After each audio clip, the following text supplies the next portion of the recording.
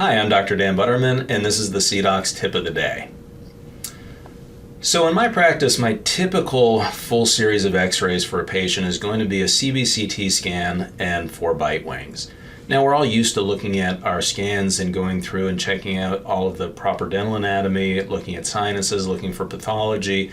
But what I've started to recently do is take that initial exam and also incorporate it into SICAT Air, because if we're evaluating everything, we might as well evaluate the airway as well. So it only takes a second just to open the scan, and this is SICAT 2.0, and we're looking at the air function of SICAT 2.0. It's very easy to just choose the area that you would like the software to analyze and to segment, so you just select that airway portion. The software is going to segment that airway out, and now we're going to get a visual representation of this patient's airway.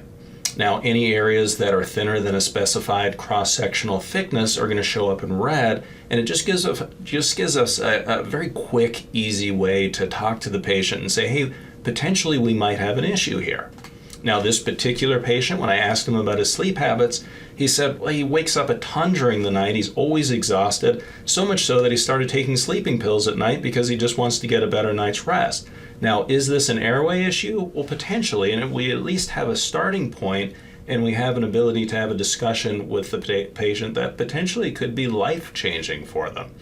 So whether you're going to treat the airway issues in your office or you're going to send that out for further evaluation, I think it's a huge service to the patient to at least take a second. And this is an Axios scan that we were able to do. It captures the entire airway, and it only takes a second to run it through SICAT 2.0 Air, and it's just going to give us a ton of information for our patients. So I hope this information was helpful, and if you would like to see more, please visit us at cdocs.com. Thank you.